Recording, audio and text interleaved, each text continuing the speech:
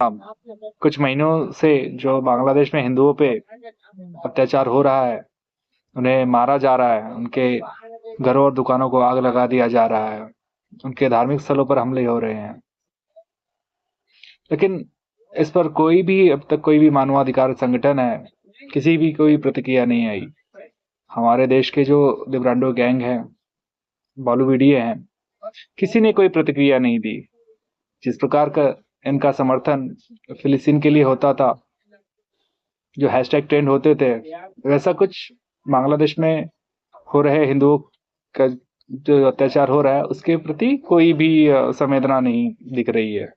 हम लोग तो इंटरनेशनल इश्यूज पे बहुत बातें करते हैं, फिलिस्तीन, इसराइल और यूक्रेन और रशिया युद्ध के बारे में दिन भर हम चर्चा करते हैं, लेकिन हमारे पड़ोसी ही देश में जो हिंदुओं पे अत्याचार हो रहा है उस पर हम बोलना नहीं चाहते।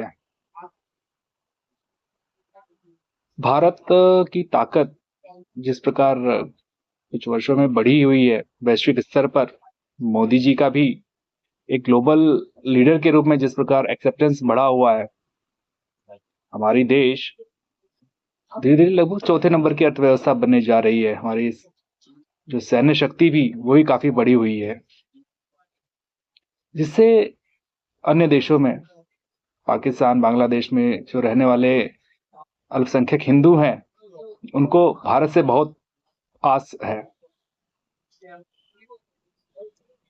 इसी प्रकार का ही जो अत्याचार पहले भी होता आया होगा इन देशों में, पाकिस्तान और बांग्लादेश में, जिसके कारण से जो बांग्लादेश की आबादी लगभग 22 से 23% थी, वो जो 7% हो गई है। भारत को भी इजराइल से बहुत कुछ सीखने की जरूरत है।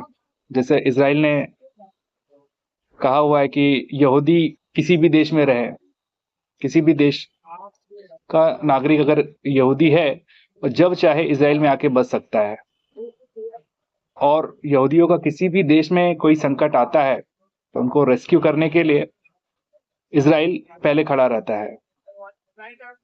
उसी प्रकार की मदद जो है, जो हमारे अल्पसंख्यक हिंदू हैं जो पाकिस्तान, बांग्लादेश और अफगानिस्तान में रह रहे हैं, उस प्रकार की मदद की उम्मीद उनसे भारत से है कि भारत के प्रधानमंत्री मोदी जी जो इतने ताकतवर नेता हैं, कि ग्लोबल लेवल पर उनकी जो एक्सेप्टेंस बढ़ी हुई है, तो कुछ हमारे लिए कर सकते हैं।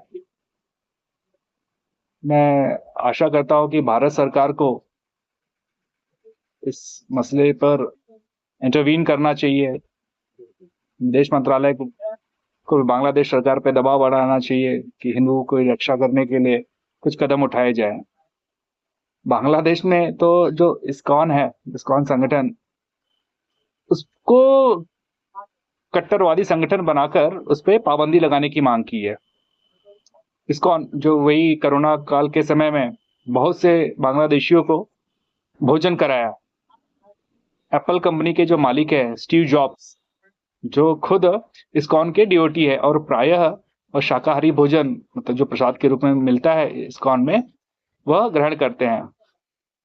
ऐसे सेवा कार्य करने वाले इस्कॉन मंदिर को वह कट्टरवादी संगठन बनाकर बंद कराना चाहते हैं।